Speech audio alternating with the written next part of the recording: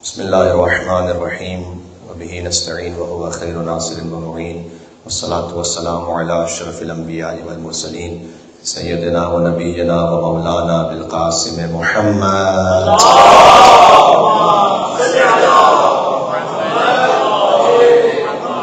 وعلى آله الطيبين الطاهرين المعصومين سيما بقية الله في الأرضين الذين أذهب الله عنهم الرجس وطهرهم تطهيرا.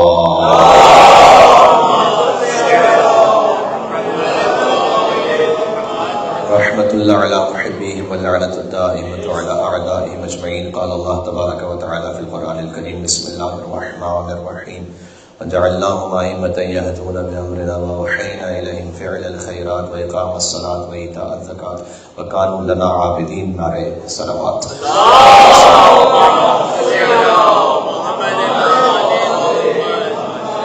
کہ ایک تاریخ جو آنے والی ہے وہ بڑی اہم ہے، 25 ذی القعدۃ الحرام، روز دحو الارض، جس میں روزہ رکھنے کی تاکید اس طرح سے ہے کہ خود مولانا رضا علیہ السلام ہی کی حدیث ہے، جن کی مجلس بھی آج مل کے صلوات دینا.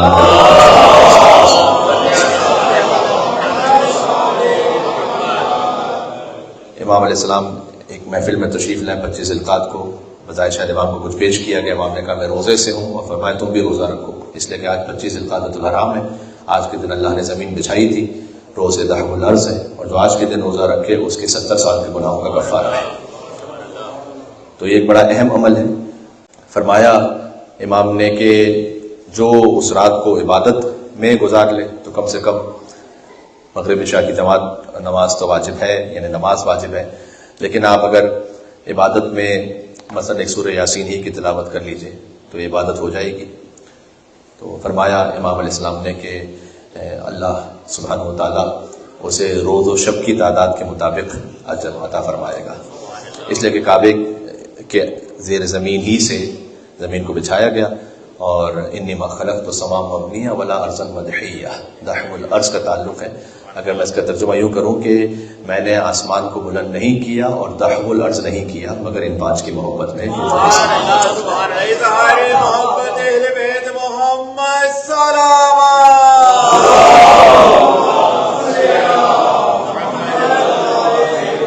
اس دن چاشت کی ایک نماز بھی ہے، یعنی جب طلوع آفتاب ہو جائے اس کے بعد کا وقت ظہر سے پہلے تک کا، تو تقریباً یہ وقت بنے گا صبح کے 8 بجے کا، تقریباً وقت 8 سے تقریباً 10 بجے تک کا وقت آپ سمجھ لیجئے. اس دوران اس دن ایک نماز پڑھنے کی بھی تاکید ہے، 2 رکعت نماز ہے، اور دونوں رکعتوں میں سورہ الحمد کے بعد 5 مرتبہ سورہ والشمس کی تلاوت ہے. والشمس وضحاہا والقمر اذا تلاہا والنہار اذا جلاہا واللیل اذا یغشاہا والسماء وما بناہا والارض وما طحاہا والا سورہ. یہاں اللہ سبحانہ وتعالیٰ نے 11 قسمیں کھائی ہیں، زمین و آسمان، سورج، چاند، دن رات، سب کو ایک کر دیا اللہ سبحانہ وتعالیٰ نے. اور پھر فرمایا کہ نفس کی قسم، اس کے سنوارنے والے کی قسم، یقیناً کامیاب وہ ہوگا جس نے اس نفس کو پاک رکھا. اس کی آپ تلاوت کر لیں 5 مرتبہ، مختصر سا سورہ ہے، چاشت کے وقت میں انشاءاللہ اللہ سبحانہ وتعالیٰ اجر عنایت فرمائے گا. یہ 25 ذی القعدۃ الحرام کے حوالے سے ایک لازمی تذکر، ریمائنڈر، یاد دہانی ہو گئی. باقی یہ کہ 2 ائمہ علیہ السلام کی گفتگو ہے، اور مجھ جیسے بہت کم علم کے لیے بھی یہ تو بڑا مشکل ہے کہ اتنا میٹر کم کر دیا جائے کہ دونوں ائمہ کو ایک ہی مجلس میں ایک طرح سے فضائل و مصائب کا بیان ہو جائے. تو چونکہ امام رضا علیہ السلام کے فضائل کا بیان مسلسل ہو رہا تھا مولا کے جشنائے ولادت میں، تو آج کی مجلس منسوب رکھتے ہیں محمد تقی الجواد علیہ السلام سے، اور یہاں سے وہاں تک ایک پرزور تقوی جوادی صلوات دیتے محمد.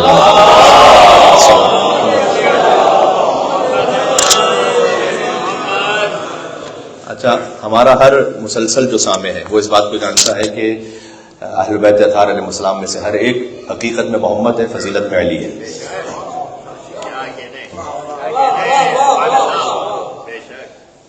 تو چونکہ حقیقت نور کی ایک ہی ہے اور فضیلت میں ہر ایک علی ہے، اپنے زمانے کا علی ہے،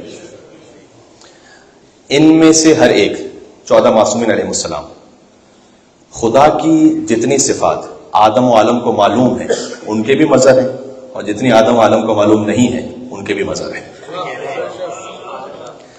تو ہر ایک اللہ سبحانہ وتعالیٰ کی جملہ صفات کا مظہر ہے، لیکن 2 کو خاص مقام اور امتیاز حاصل ہے. پہلے امام کا نام اللہ نے اپنے نام پر رکھا ہے، نویں امام کا لقب اپنے لقب پر رکھا ہے. چونکہ اللہ جواد ہے، اللہ علی بھی ہے، اللہ جواد بھی ہے. یہ خاص وہ ہے کہ اللہ سبحانہ و تعالیٰ نے اپنے نام پر مولا علی علیہ السلام کا نام رکھا اور اپنے لقب پر امام تقی کو لقب عطا فرمایا. جواد یعنی اپنے پرائے کو عطا کرنے والا. اللہ آدم کو بھی عطا کرتا ہے، ابلیس کو بھی دے دیتا ہے. طول عمر عطا کی نا ابلیس کو. اللہ وہ ہے کہ جو ابراہیم علیہ السلام کو بھی دے تو نمرود کو بھی دے دیتا ہے، موسیٰ علیہ السلام کو دے تو فرعون کو بھی دے دیتا ہے. جواد وہ کہ جو ہر ایک کو عطا کرنے والا. سخی وہ کہ جو مانگنے کے بعد عطا کرے، جواد جو مانگنے سے پہلے عطا کرے. امام تقی جواد علیہ السلام کا ذکر ہو رہا ہے. اللہم صلی علی محمد. اللہ کی صفت جواد، یا حلیم لا یعجل و یا جواد لا یبخل، بالکل جو دعا جوشن کبیر اپنے اختتام تک پہنچتی ہے. اے وہ حلیم کہ جو جلدی نہیں کرتا سزا دینے میں، یا حلیم لا یعجل. اگر اللہ تعالیٰ ہر ایک کو اس کے پہلے گناہ ہی پر سرزنش کر کے سزا دے دے تو اس دنیا میں کوئی بچے گا ہی نہیں پھر صحیح و سالم.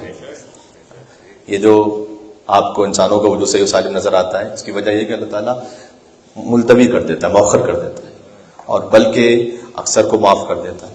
تو اللہ یا حلیم اللہ یعجل، اے وہ حلم رکھنے والے کہ جو سزا دینے میں جلدی نہیں کرتا، و یا جواد اللہ یبخل، اور اے جود رکھنے والے جو بخل نہیں کرتا. اب ایک بات کو میں چھو کے گزر جاؤں گا فقط، اگر آپ کی توجہ رہی تو. جواد کے کتنے حرف ہیں ذرا مجھے بتائیے گا؟ 4، جیم، واو، الف، دال. اس کے جو عدد بنتے ہیں وہ 3، 6، 1 اور 4 ہے. شمار کر لیجئے گا آپ.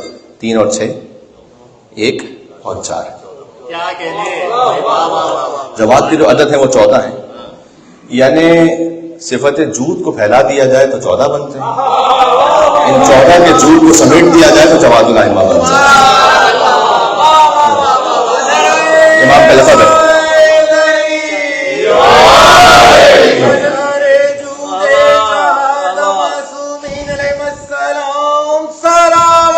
اللہم صل.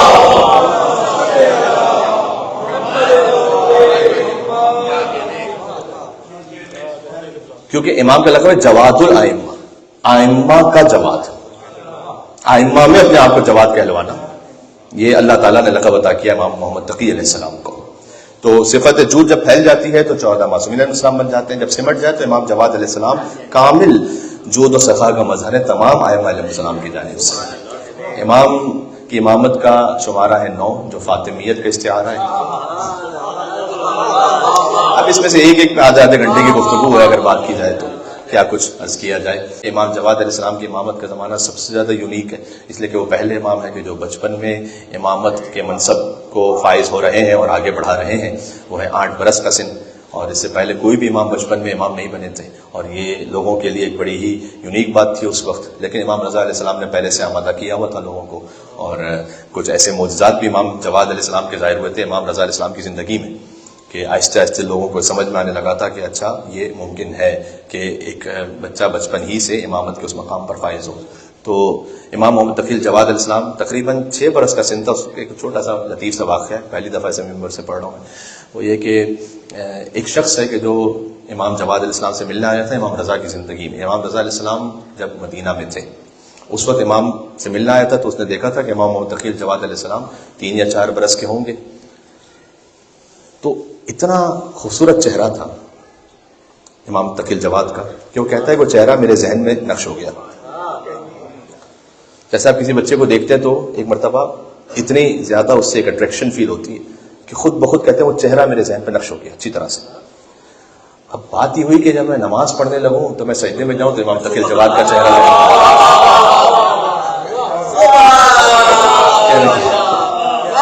ہوتا ہے کبھی ایسا.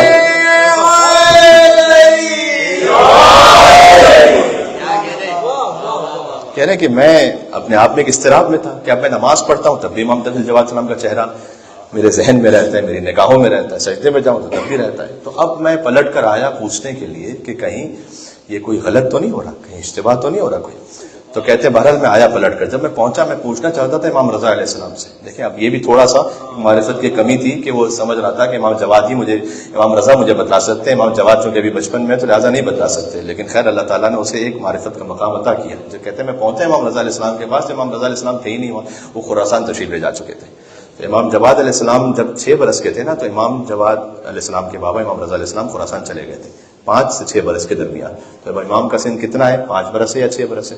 تو کہتے ہیں میں پہنچا امام کے پاس، اب امام رضا تو نہیں ہے. تو میں نے دیکھا کہ باہر کچھ بچے کھیل رہے ہیں، ان میں سے مولانا تقی الجواد تشریف فرما ہے اور وہ کچھ درس دے رہے ہیں بچوں کو، کچھ سکھلا رہے ہیں. کہتے ہیں ابھی میں نے کچھ کہا نہیں، ابھی آیا امام کے پاس اور میں نے دیکھا دور سے کہ امام تقی الجواد تشریف فرمائے. امام نے مجھے دیکھا تو بچوں سے کہا کہ اذا اراد عبد للعباد یواجہہ اللہ وجہہ، جب اللہ کا کوئی بندہ اس کی عبادت کا ارادہ کرتا ہے تو وجہ اللہ کا چہرہ اس کے سامنے آتا ہے.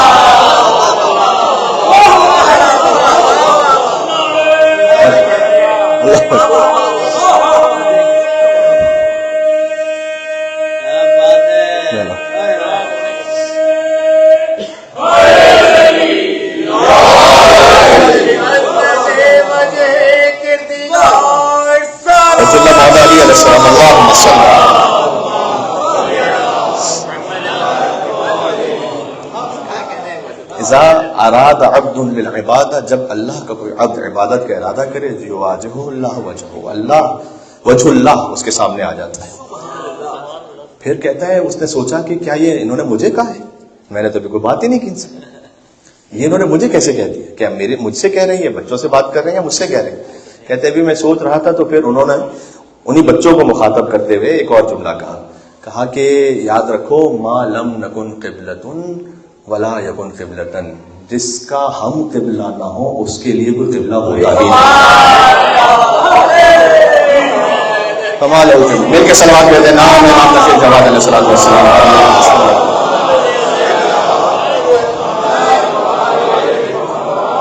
ایک ایک قدم آگے آ جائیے گا، مجھ سے کہا جا رہا ہے ایک ایک قدم آگے آ جائے گا، جگہ تھوڑی تنگ ہو رہی ہے.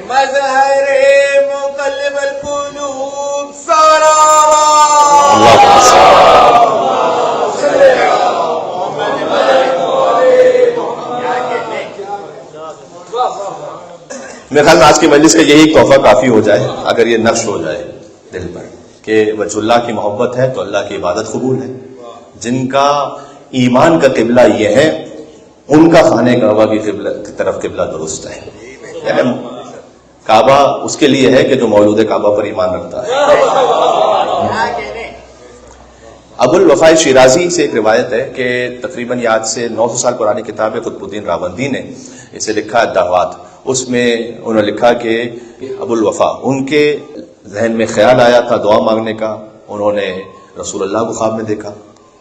یہ بحر الانوار میں علامہ مجلسی نے بھی وہیں سے لیا اس واقعے کہ رسول اللہ کو خواب میں دیکھا. تو رسول اللہ خواب میں آئے تو انہوں نے یہ بتلایا کہ تم میرے ہر فرزند سے مانگو تو کیا مانگو. تو میں امام تقی الجواد علیہ السلام کا اس میں حصہ پڑھتا ہوں آپ کی خدمت میں. پہلے تو ایک عجب بات رسول اللہ نے ارشاد فرمائی، یہ بڑی سیکھنے کی بات ہے. کہ دیکھو خبردار اگر تم مجھ سے کوئی وسیلہ یا میری بیٹی یا میرے بیٹوں کا وسیلہ پیش کرو اللہ کی بارگاہ میں، پہلے پورا جملہ سنیے گا، تو خبردار دنیا کی کوئی شے طلب نہ کرنا. اگر تم میرا یا میری بیٹی یا میرے بیٹوں کا وسیلہ پیش کرو اللہ کی بارگاہ میں تو خبردار دنیا کی کوئی شے طلب نہ کرنا مگر یہ کہ وہ دنیا کی شے تمہیں اللہ کی اطاعت سے قریب کر دے. فقط وہ دنیا مانگنا کہ تو اللہ کی اطاعت سے قریب کر دے، ہر دنیا نہیں. سبحان اللہ. یعنی واقعی یہ ایک لفظ اور ایک جملہ ایسا ہے کہ جو زندگی بھر کے لیے پورا میسج ہے. اس میں آپ کو تشریح آپ کی خدمت میں عرض کروں ایک مختصر. یہ جو ہم دنیا کی مذمت جو کی گئی ہے نا روایات میں ہمارے پاس، تو کس دنیا کی مذمت ہو رہی ہے؟ ہم کیا سمجھ رہے ہیں؟ کیا یہ پہاڑوں کی مذمت ہو رہی ہے، دریاؤں کی مذمت ہو رہی ہے، یہ زمین کی مذمت ہو رہی ہے جو دنیا ہے؟ نہ نہ نہ، یہ تو اللہ تعالیٰ نے خود خلق کی، یہ تو اللہ تعالیٰ نے ہمارے لیے خلق کی. اللہ تعالیٰ ان زمین آسمان پہاڑوں کی، حیوانوں کی، پرندوں کی، چرندوں کی مذمت نہیں کر رہا. دنیا وہ ہے کہ ہر وہ کام کہ جو انسان کو آخرت سے دور کر دے وہ دنیا ہے، چاہے بظاہر اس پر کوئی دینی لیبل ہی کیوں نہ لگا ہو. چاہے بظاہر اس پہ کوئی دینی لیبل ہی کیوں نہ لگا ہوا ہو, یا کسی بظاہر دیندار شخص سے ہی وہ ظاہر کیوں نہ ہو رہی ہو, لیکن اگر اس کا یہ عمل اسے آخرت کی فکر سے دور کر دے تو اس صورت میں یہ ہے دنیا, اس دنیا کی مذمت ہے. ورنہ آپ حلال سے کمائیے, حلال سے خرچ کیجیے, اللہ سبحانہ و تعالیٰ کی نعمتوں سے استفادہ کیجیے, اس دنیا کی کوئی مذمت نہیں.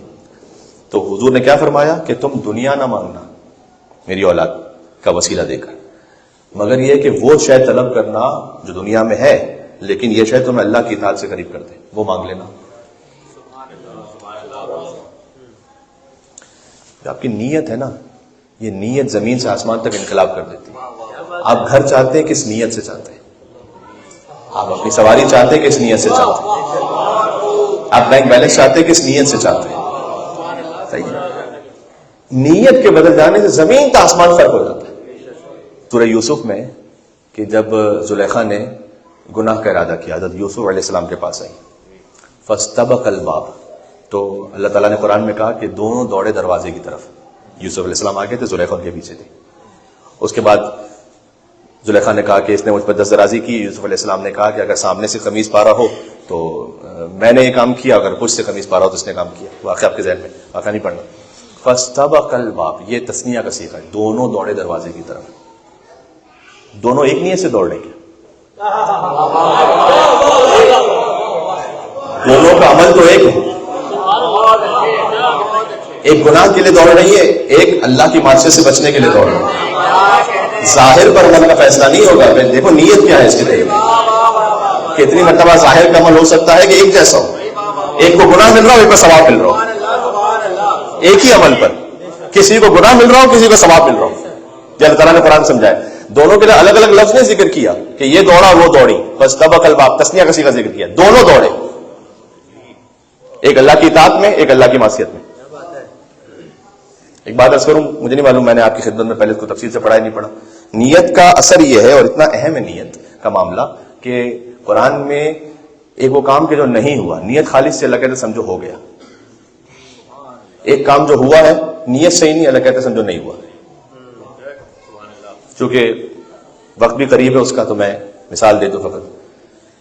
ابراہیم علیہ السلام نے خواب دیکھا کہ بیٹے کو ذبح کر رہے ہیں, پھر ذبح کا ارادہ کیا, بیٹے کے لیے چھری بھی پھیری. ذبح ہوئے اسماعیل؟ نہیں ہوئے. فصدقت الرؤیا, اللہ کہتا ہے آپ نے اپنے خواب کو سچ کر دیا, ہو گیا. اللہ یہ نہیں چاہتا تھا کہ اسماعیل ذبح ہو جائے, اللہ یہ چاہتا تھا کہ آپ اپنے اسماعیل سے گزر پاتے ہیں یا نہیں. قربانی کا اصل مقصد یہ ہے کہ ہر ایک کی زندگی میں کوئی اسماعیل ہے, کون اپنے اسماعیل کو قربان کرنے کو تیار ہے.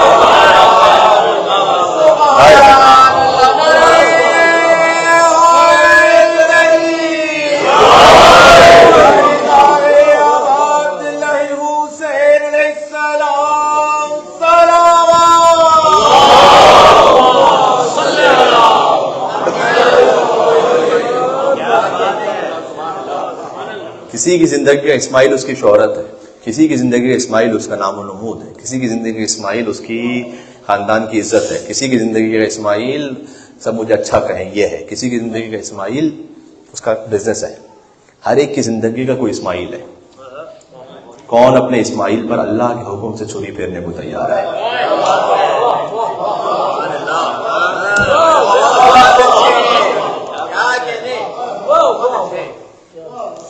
ابھی پتہ نہیں کہاں سے کہاں میرا ذہن جا رہا ہے.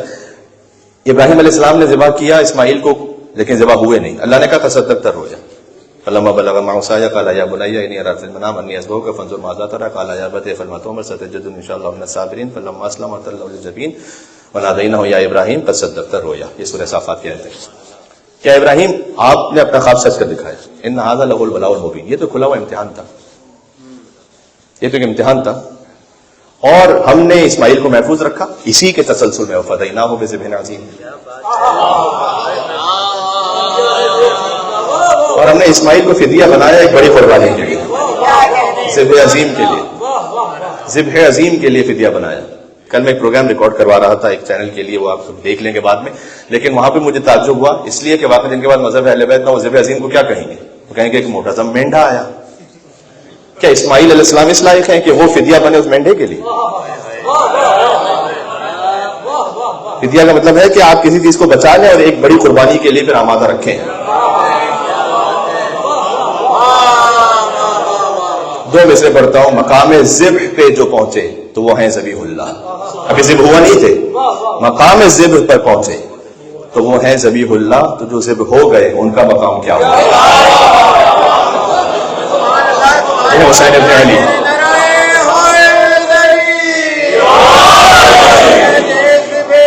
کیا بات ہے.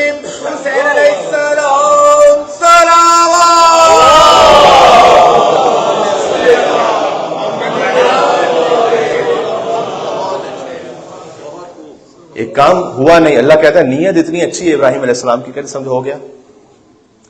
ایک کام جو ہو رہا ہے لیکن اللہ کہہ رہا ہے کہ نیت صحیح نہیں ہوا. اذا جاءک المنافقون, کل جمعے کا دن ہے, سورہ جمعہ بھی پڑھنے کی تاکید, سورہ منافقون بھی پڑھنے کی تاکید. اذا جاءک المنافقون قالوا نشهد انک لرسول اللہ. منافق آتے ہیں آپ کے پاس, کہتے ہیں کہ ہم گواہی دیتے ہیں کہ آپ اللہ کے رسول ہیں. گواہی تو دی جا رہی ہے.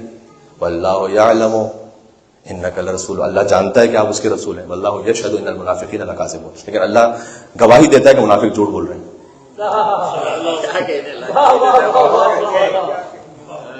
کام کی انٹینشن دیکھی جاتی ہے. تو ساری بات یہاں سے چلی تھی. بہرحال اچھا ہے کہ قربانی کا بھی ایک ذکر ہو گیا. آپ کی دعاؤں سے انشاءاللہ ہم حج پر ہوں گے اور آپ سب کے لیے وہاں پر دعا گو رہیں گے.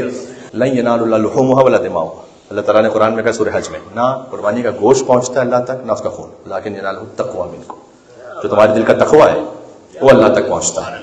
تقوی اسی کے دل میں ہوتا ہے جو امام المتقین کا ماننے والا ہے, ورنہ تو تقوی کے نام پہ لغوا ہے. امام تقی علیہ السلام کا ذکر ہے نا, جس کے دل میں تقی نہیں ہوتا وہ کبھی متقی نہیں ہوتا, اور جس اس کا تقوی عذاب ہے یا رب, جس کے دل میں علی نہیں ہوتا.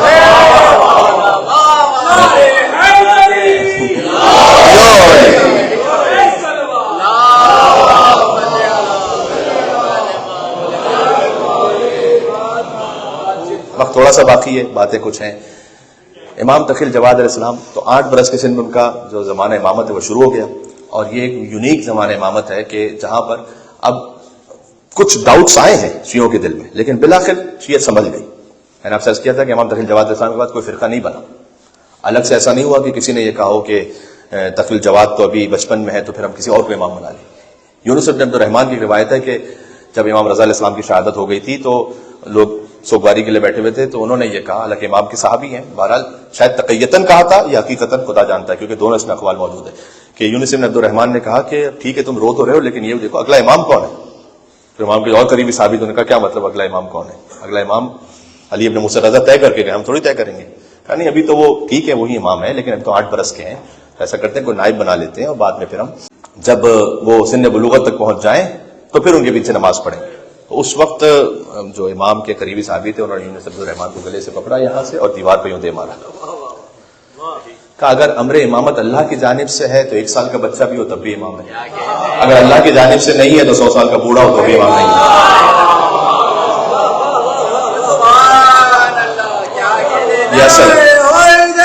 کیا بات ہے. تو گزارش کر دوں کہ 23 ذوالقعدۃ الحرام 203 ہجری امام رضا علیہ السلام کی شہادت کی ایک روایت, 29 ذوالقعدۃ الحرام 220 ہجری امام تقی الجواد السلام کی شہادت کی روایت ہے. اس لیے یہ جو مجلس منعقد ہو رہی ہے شب جمعہ, یہ ان دونوں تاریخوں سے قریب ہے, اور چونکہ اگلی شب جمعہ میں نے عرض کیا کہ میں آپ کی خدمت میں حاضر نہیں ہوں گا, یہاں پر سفر حج ہے, تو آپ کے لیے دعا گو رہیں گے. تو اس خاطر ہے کہ آج امام تقی الجواد علیہ السلام کا ذکر ہم نے مناسب سمجھا کہ اس مجلس میں ہو جائے, اپنی زندگی کی برکتوں کے لیے اور امام کی قربت کے لیے. ابن عربی ایک سنی رائٹر ہیں, انہوں نے امام تقی الجواد کو خراج تحسین پیش کیا, سلام لکھا ہے امام تقی الجواد پر, اور اس کو نقل کیا ہے آیت اللہ مرشی نجفی نے. شرح احقاق الحق ایک کتاب ہے ان کی, آیت اللہ مرشی نجفی کی, اس کی 29 جلد میں آیت اللہ مرشی نجفی نے ابن عربی کے اس کلام کو لکھا ہے. ٹھیک ہے, وہ میں آپ کے سامنے پڑھ دیتا ہوں اور بس یہی سے تمام ہو جائے گی مجلس. 14 جملے ابن عربی نے بھی 14 جملے جواد کی نسبت سے 14 جملے لکھے امام تقی الجواد علیہ السلام کو خراج تحسین پیش کرتے ہوئے. سلام علی باب اللہ المفتوح, اللہ کے ہر وقت کھلے ہوئے دروازے پر سلام. یہاں سے بات شروع کی. تقی الجواد وہ ہیں اللہ کا وہ دروازہ کہ جو کبھی بند نہیں ہوتا.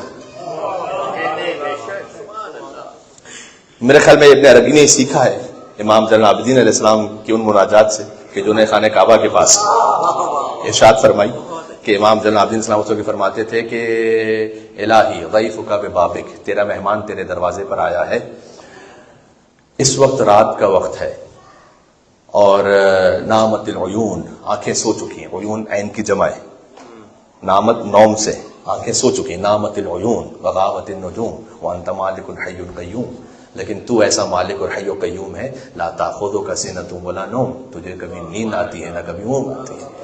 غلقت المملوک ابوابها، بادشاہوں نے اس وقت اپنے دروازے بند کیے ہوئے. آپ بھی جائیے کہیں پر کوئی سول کام کروانے کے لیے، اس وقت تو آفس ٹائم نہیں ہے نا، کبھی نہ کبھی تو دروازے بند ہوتے ہیں. غلقت المملوک ابوابها واقامت علیہا حراسها وحجابها، اس پر انہوں نے پردے لگا دیے ہیں اور کچھ پہرے دار وہاں پر کھڑے ہوئے ہیں. وقت خلّ کل حبیب بحبیب، بادشاہ تو چھوڑ دے پروردگار، ہر دوست بھی اپنے دوست سے جدا ہو چکا ہے. اس پر کوئی دوست بھی کسی دوست سے ملنا نہیں چاہے گا. آپ فرض کیجئے کہ رات کو 2 بجے کوئی آپ سے کہے کہ جناب، تو آپ اول تو کوئی فون نہیں اٹھا سکے گا، دوسرا یہ کہ نہ ملنا چاہے گا. کوئی ایمرجنسی اللہ نہ کرے الگ بات ہے. قد خلّ کل حبیب بحبیب، ہر دوست اپنے دوست سے تخلیے میں جا چکا ہے. فبابک مفتوح للسائلین، لیکن تیرا دروازہ وہ ہے کہ صبح ہو یا شام ہو، سردی ہو یا گرمی ہو، تیرا دروازہ مانگنے والے کے لیے ہمیشہ کھلا ہوا ہے. یہ امام سید الساجدین زین العابدین کی مناجات ہے. خانہ کعبہ کا پردہ پکڑ کر یہ مناجات فرماتے تھے امام زین العابدین علیہ السلام. فبابک مفتوح للسائل فانا ضیفک ببابک، تو ایک مہمان آیا ہے تیرے دروازے پر. خاطئ مسکین، خطا کار ہے، مسکین ہے. مذنب فقیر، گنہگار ہے، فقیر ہے. جئتک ارجو رحمتک یا رحیم ان تنظر الی بلطفک یا کریم، میں آیا ہوں تیری رحمت کی امید کے ساتھ کہ تو ایک نظر کرم مجھ پہ کرتے. یہ امام غزالی نے لکھی ہے امام زین العابدین کی مناجات. امام غزالی کا تعلق ہمارے مسلک سے نہیں، انہوں نے لکھی ان مناجات کو. تو بس اسمعی کہتا ہے ایک شخص، میں سن رہا تھا، مجھے نہیں معلوم تھا کہ یہ کون ہے. اور اس کے بعد اس جوان نے گڑ گڑا کر کعبے کا پردہ پکڑ کر یہ مناجات کی اور وہ گر گئے زمین پر. اور میں ان کے قریب پہنچا تو میں نے ان کا چہرہ اپنی گود میں رکھا تو میں نے دیکھا کہ کوئی اور نہیں، زین العابدین سید الساجدین ہے. اور وہ یہ فرماتے ہیں کہ الہی ان کان جودک لا یرجو الا ذو اشرف ومن یجود بالعاصین عن النعم، اگر تیرا دروازہ فقط نیک لوگوں کے لیے کھلا ہو تو گناہگار کس کے دروازے پہ جا کے مانگیں گے. یہ ہے جواد. جیسے اللہ جواد ہے ویسے ہی ان کے بندہ جواد ہے. اگر تیرا دروازہ فقط نیک لوگوں کے لیے کھلا ہو. شیخ بہائی نے ایک مرتبہ کوشش کی تھی کہ وہ ایسا تعویذ آویزہ کر دیا جائے امام رضا علیہ السلام کے حرم پر کہ کوئی گناہگار اندر نہ جا سکے. اور امام رضا علیہ السلام نے شیخ بھائی کے خواب میں آ کر کہا تھا کہ تمہیں کس نے اجازت دی ہے کہ میرے کسی چاہنے والے کو تم روکو گے میرے پاس آنے؟ تمہیں کب سے اتھارٹی ملی ہوئی ہے؟ اللہ اکبر. کس پر سلام؟ وعلی باب اللہ المفتوح، اللہ کے ہر وقت کھلے ہوئے دروازے پر سلام. یہ پہلا فکرہ ہے. وکتاب اللہ المشروح، کیا کہوں، اللہ کی شرح کی ہوئی کتاب پر سلام. آپ کو لطف آئے گا، اللہ کی کتاب جب سمٹتی ہے تو نقطہ بنتا ہے، اور نقطہ علی ہے، پھیلتی ہے تو امام جواد بنتا ہے. تفصیل جواد سلام. یہ تو تشریح کے ساتھ اللہ کی لکھی ہوئی کتاب پر سلام. ماہیت الماہیات، ہر ماہیت کی ماہیت پر سلام. ایک فلسفے کی بحث شروع ہو جائے گی یہاں پر. آپ کی ماہیت کا انسان ہونا، ہر ماہیت کی ماہیت یعنی ہر شے کے اصل وجود پر، جس وجہ سے ہر شے کا وجود ہے، اس پر سلام. مطلق المقیدات، مقید کو مطلق کرنے والے پر سلام، یعنی ہر قید کو آزاد کرنے والے پر سلام. ہر قسم کی قید، چاہے وہ زندان کی قید ہے، چاہے وہ نفس کی قید ہے، چاہے وہ دنیا کی قید ہے، ہر وہ جو کسی بھی قید میں مبتلا ہے اسے قید سے رہائی عطا کرنے والے پر سلام. سر سریات الوجود، ہر راز کے راز پر سلام. 14 جملے ہیں. دل للہ الممدود، اللہ کے پھیلے ہوئے سائے پر سلام. یہ امام تقی الجواد کو سلام کر رہے ہیں. دل للہ الممدود، اللہ کے پھیلے، اللہ کی رحمت کا جو سایہ پھیلا ہوا ہے وہ امام تقی الجواد علیہ السلام نے.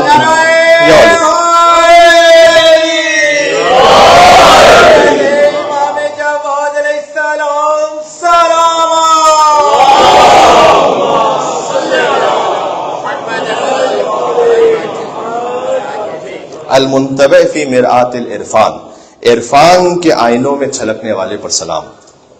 المنقطع من نیلہ حبل الوجدان، یہ بڑا خوبصورت ہے، سادہ بھی ہے لیکن بڑا گہرا بھی ہے. امام تقی الجواد کو سلام کر رہے ہیں، کون؟ ابن عربی. کہتے ہیں جس تک پہنچتے پہنچتے عقل و ادراک کی رسیاں کٹ جائیں اس لاحت پر سلام. یعنی جہاں پر عقل و ادراک کی گنجائش نہیں کہ وہاں تک پہنچ سکے. غواص بحر القدم، اللہ قدیم ہے نا، کہتے ہیں قدم کے سمندر میں غوطہ لگانے والے پر سلام، یعنی اس زمانے کے. اللہ اکبر. محیط الفضل والکرم، ہر فضیلت اور کرم کے احاطہ کرنے والے پر سلام. حامل سر رسول، رسول کے راز کے حامل پر سلام. نام بھی محمد تقی ہے امام کا. مہندس الارواح والعقول، مہندس کہتے ہیں انجینئر کو، آپ کو پتا ہے عربک میں نقشہ بنانے والا. ہر گھر میں ہو کوئی اور پروجیکٹ ہو، اس میں سب سے پہلا مرحلہ ہوتا ہے کہ آپ اس کا نقشہ بنائیں گے. مہندس الارواح والعقول، روحوں اور عقلوں کے نقشے بنانے والے پر سلام. اب اس کا لطف لینے والی بات ہے بس، باقی کیا.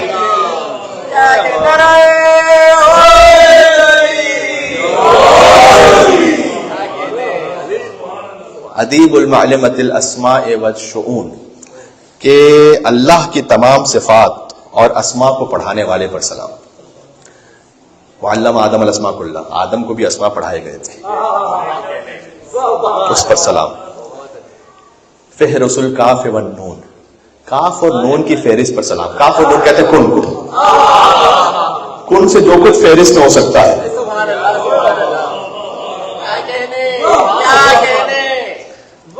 فہرست بنائی کہ کن سے کیا کچھ ہو سکتا ہے، اس کن کی اس کاف اور نون کی فہرست پر سلام. غایت الظہور والایجاد، ہر شے کے ظہور اور ایجاد میں آنے کی علت پر سلام. یہ 14 فقرے کا ہے. محمد بن علی الجواد. یہاں پر بات ختم ہوئی اور میں ایک سلام ہو گیا ابن عربی کی جانب سے امام تقی الجواد علیہ السلام کو. ہم سب آپ کی نیت سے بھی ہم نے پڑھ لیا، امام کی زیارت ہی ہے بہرحال، یعنی امام کو سلام کیا جا رہا ہے. اور ایک مختصر سی روایت سناؤں. شاہ عبد العظیم حسنی کا نام کس نے نہیں سنا؟ یہ امام تقی الجواد السلام کے پاس آتے تھے اور امام کے پاس آ کر، امام کا بالکل بچپن یا نوجوانی کا عالم تھا اس وقت آتے تھے، تو آ کے ایک مرتبہ شاہ عبد العظیم نے کہا کہ میں نے آپ کے جد امیر المومنین کو تو نہیں دیکھا لیکن ان کی محبت میرے دل میں ہے، تو ہو سکتا ہے ان کا کوئی کلام آپ مجھے سنائیں. اچھا یہ ظاہر سی بات ہے کہ اگر کوئی یہ کہے آپ سے کہ 8ویں پشت پر آپ کے جو جد تھے ان کا کوئی کلام سنائیے آپ، تو آپ ظاہر سی بات ہے کہ اسے حیرت سے دیکھیں گے کہ بھائی 8ویں پشت پر جو میرے جد تھے ان کا نام مجھے نہیں معلوم، تو کلام میں کیا سناؤں گا. اب امام تقی الجواد علیہ السلام سے پوچھ رہے ہیں شاہ عبد العظیم حسنی کہ آپ کے جو جد ہیں امیر المومنین ان کی محبت میرے دل میں نے دیکھا نہیں انہیں، تو ان کا کوئی کلام آپ سنائیے. امام علیہ السلام نے کلام سنایا. وہ جو کلام سنایا وہ آپ کی خدمت میں عرض کروں. ایک تفصیل ہے لیکن اتنی زیادہ بھی نہیں. لو تکاشفتم ما تدافنتم، یہ ہر وہ کلام ہے کہ جس میں بہرحال ایک خافیہ اور ردیف ہے مولا علی کا، جو امام تقی الجواد سنا رہے ہیں.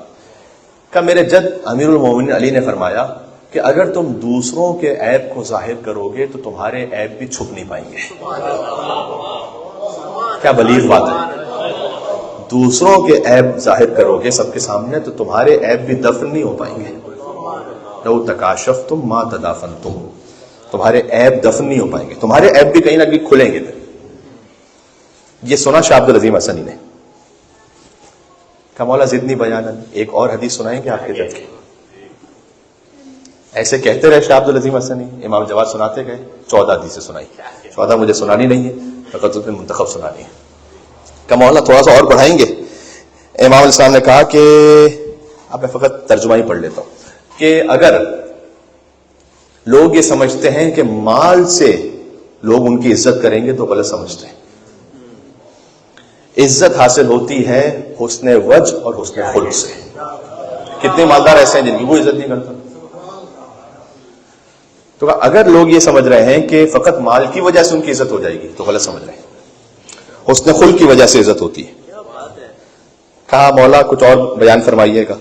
امام جواد نے کہا کہ میرے جد امیر المومنین نے فرمایا کہ من عتب علی الزمان طالت معتبتہ، جو زمانے کو قصوروار سمجھے گا اور اس پر اپنا عتاب کرے گا وہ ہمیشہ عتاب ہی میں رہے گا. شکایت نہ کرے زمانے کی، وہ ایسا ہے وہ ویسا ہے، اس نے یہ نہیں کیا اس نے وہ نہیں کیا. آپ کیا کر سکتے ہیں؟ کہ جو زمانے پر اپنا قصور ٹھہرائے گا وہ ہمیشہ عتاب ہی میں رہے گا, کبھی بھی خوش نہیں ہوگا وہ. کا مولا تھوڑا سا اور بیان فرمائیے. کا میرے جد علی نے بیان کیا ہے کہ مجالست الاشرار تورث سوء الظن بالاخیار, اگر شریر لوگوں کی صحبت میں بیٹھو گے تو تمہارے لیے بھی لوگ سوء ظن رکھیں گے. اس میں سے ایک جملہ وہ ہے کہ جو زندگی گزارنے کا اصول ہے. اگر تم شریر لوگ, چاہے تم شریر نہ بھی ہو, لیکن تم اگر ایسے لوگوں کی محفل میں بیٹھو گے تو تمہارے لیے سوء ظن رکھیں. کیوں بیٹھتے ایسے؟ یہ خود تربیت اولاد کا بہت بڑا اس میں درس ہے کہ آپ جن کے ساتھ بیٹھیں گے آپ کے بچے وہی حرکتیں کریں گے. تو اگر آپ چاہتے ہیں کہ اچھی حرکتیں کریں تو اچھے لوگوں کے ساتھ بیٹھیں. یہاں پر بچوں کے لیے ایک پروگرام ہو رہا تھا تقریباً ایک ہفتہ پہلے, تو میں نے اس میں عرض کیا تھا اس بار کہ مولا کائنات نے فرمایا کہ جو صحبت کا اثر ہے اس طرح سے ہے کہ جیسے ایک مثال ہے کہ اگر تم خوشبو کی دکان پہ جاؤ, امیر المومنین کے کلام کا عجب اثر ہے اس میں. حالانکہ سادہ سا کلام ہے لیکن اس کی گہرائی کتنی ہے. کہ اگر خوشبو کی دکان پہ جاؤ, وہاں سے کچھ نہ بھی خریدو, باہر نکلو گے جسم پہ خوشبو آ رہی ہوگی. اگر اچھے لوگوں کی صحبت میں بیٹھو گے, چاہے وہ اچھی عادت اپنا نہ بھی سکو, کچھ تو اس کی خوشبو آئے گی, کچھ تو اثر ہوگا. یہ امیر المومنین امیر بیان نے فرمایا.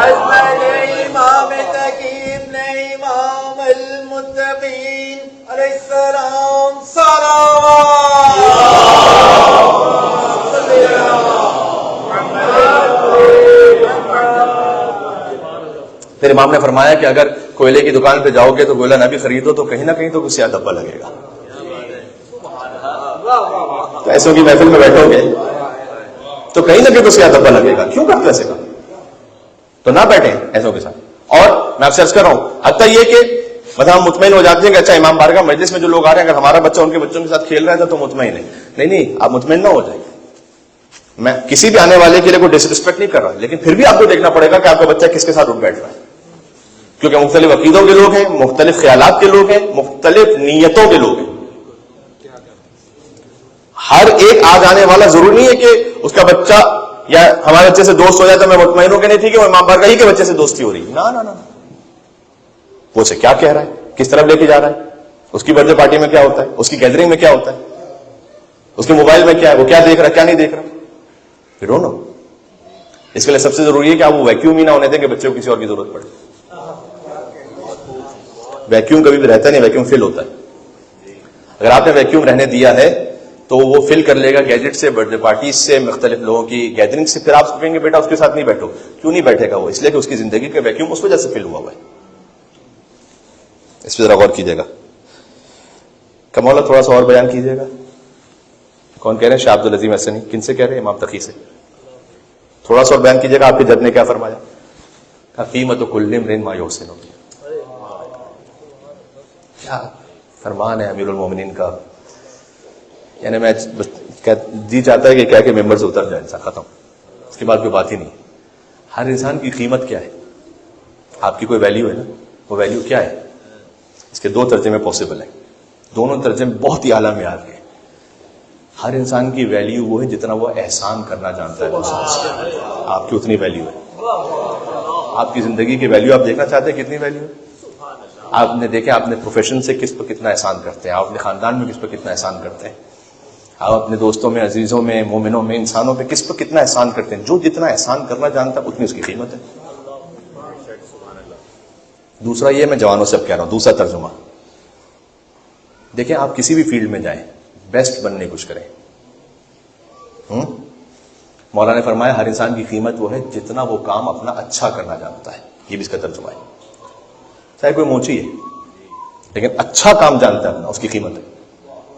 چاہے کوئی ٹیلر ہے, چاہے کوئی شیف ہے, جتنا جو کام وہ اچھا کر سکتا ہے اتنی اس کی قیمت ہے, یعنی اتنی اس کی ویلیو ہے. ٹھیک ہے, آپ اپنی جس فیلڈ میں بھی سب سے اچھا بننے کی کوشش کریں. کا مولا ایک اور حدیث بیان فرما دیجیے گا آپ کے جد کی. فرمایا المرء مخبوء تحت لسانہ. یاد رکھو انسان اپنی زبان کے نیچے چھپا ہوا ہے. یہ امام تقی الجواد کہہ رہے ہیں, شاہ عبد العظیم حسنی سے.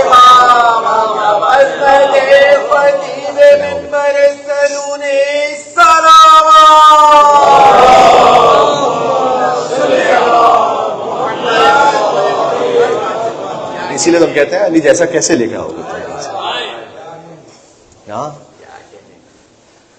جب روایت آ رہی ہے ذہن میں، اور بس یہ آپ میرے خیال میں آپ کے مزاج پر بھی ہے، اور بات میں مسائل پہ لے جاؤں گا. اس لیے دیکھو مولا علی علیہ السلام ہے نا، ان کو نہ ملاؤ پھر کسی سے. جب آپ ان کو وہاں سے ملاتے ہیں تو پھر تکلیف کی بات ہوتی ہے. کسی نے کل ایک علماء ہی کے گروپ میں گفتگو ہو رہی تھی ہمارے، تو ایک اچھا سا بڑا تاریخی سمجھے انالیسس. آپ کسی سے کہیے کہ یار یہ کیسے ہو سکتا ہے کہ علی کے مقابل پہ جو بھی ہے ان کا بھی احترام رکھو، علی کا بھی احترام رکھو. تو کہتے ہیں خطا اجتہادی تھی، ایک دوسرے کو قتل بھی کیا جمل میں صفین میں، تب بھی دونوں کا احترام ہے. یہی دلیل ہے نا، دونوں کا احترام ہے چاہے ایک دوسرے کو قتل بھی کیا. یعنی احترام میں قتل کیا.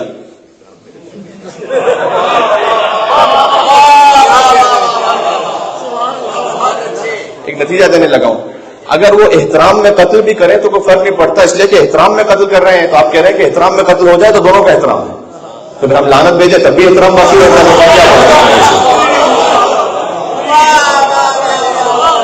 ہم تو احترام میں لعنت بھیج رہے ہیں.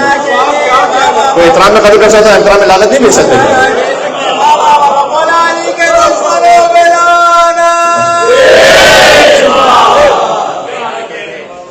اب روایت سن لیجیے گا، کیا ہی کہنا. ایک شخص تھا نماز فجر پر سو رہا تھا مسجد نبوی میں. نماز کا وقت گزرتا جا رہا تھا. رسول اللہ نے کسی کو بھیجا کہ اسے جا کے اٹھا دو، نماز کا وقت نکلا جا رہا ہے. مولا علی ساتھ میں تشریف فرما تھے. کسی نے آگے کہا کہ یا رسول اللہ آپ جو کام ہوتا ہے سب سے پہلے علی سے کہتے ہیں، تو علی کو کیوں نہیں بھیجا، کسی اور کو کیوں بھیجا اسے اٹھانے کے لیے؟ کیسے کہ کسی اور کے کہنے پہ نہیں، کسی اور کو رد کرے گا تو گناہ ہوگا، علی کو رد کر دے گا تو کفر ہوگا.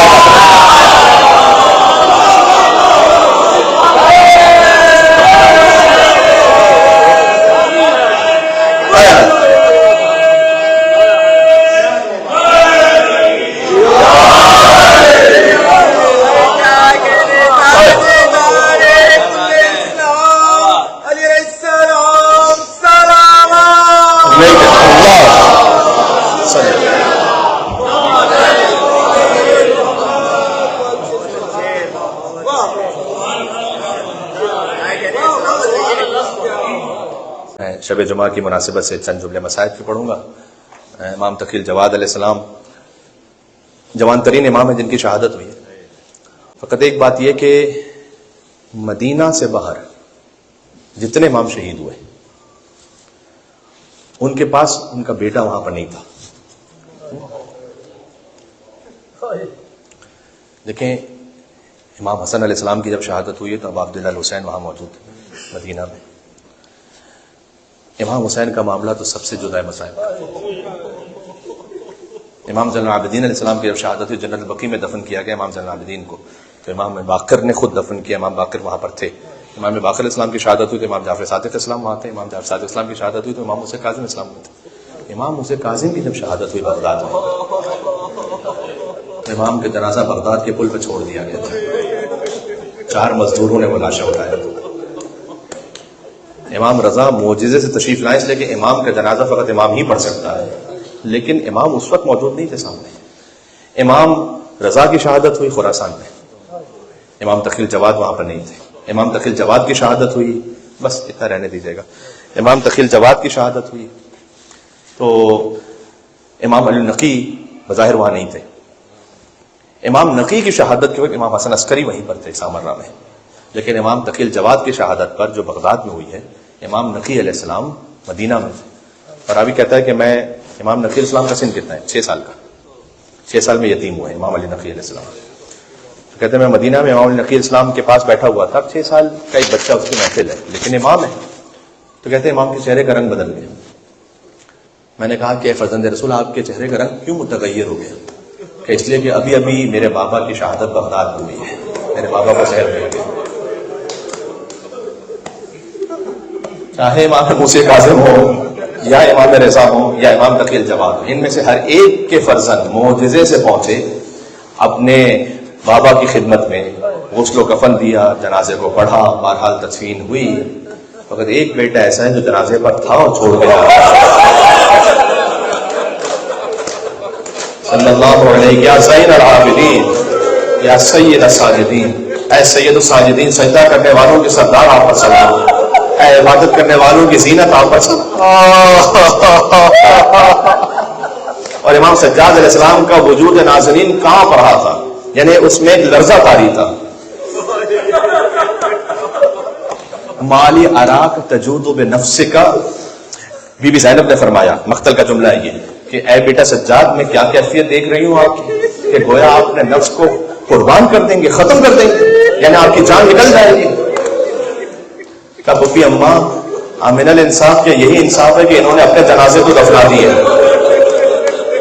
میرے بابا کا لاشا دفنانے والا کوئی نہیں ہے، کیا یہ میرے بابا کو مسلمان بھی نہیں سمجھتے؟ یہ کہہ کر سید الساجدین چلے تھے وہاں سے. امام تقی الجواد، میں آپ نے گریہ کر لیا، سبحان اللہ، شب جمعہ ہے، دل کربلا سے جڑ گیا. امام تقی الجواد کو جو زہر دیا گیا تھا تو ہمیشہ زہر میں پیاس کی شدت بہت لگتی ہے.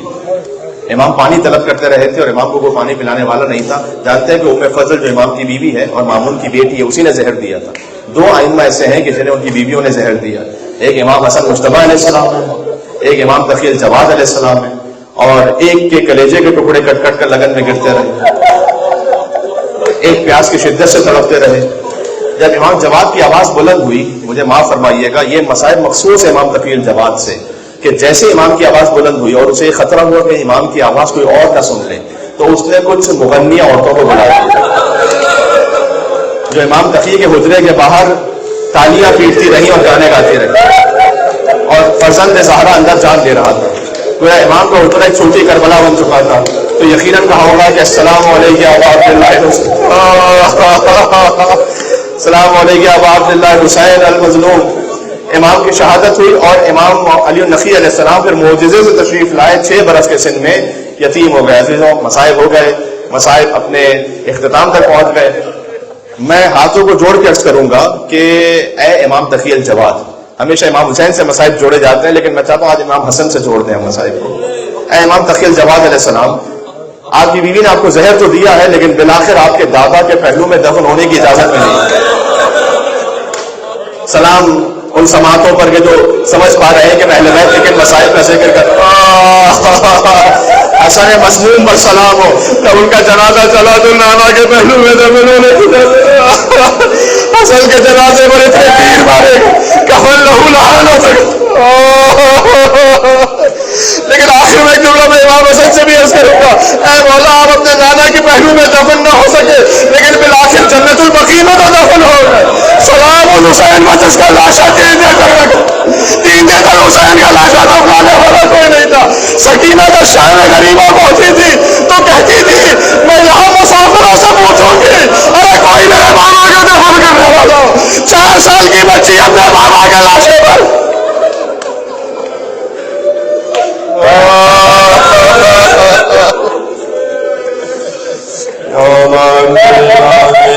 حسین ابن علی ایوہ الشہید ابن رسول اللہ یا حجت اللہ علی خلقہ یا سیدنا و مولانا.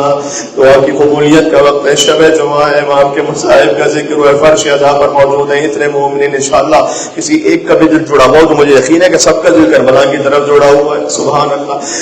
یا حجت اللہ علی خلقہ یا سیدنا و مولانا انا توجہنا واستشفعنا وتوسلنا بک الی اللہ وقدمناک بین یدی حاجاتنا یوم جینا عند اللہ اشفاق. سبحان اللہ. کربلا بھی جوڑے اپنے آپ کو، قاسمین بھی یوم جینا عند اللہ اشفاق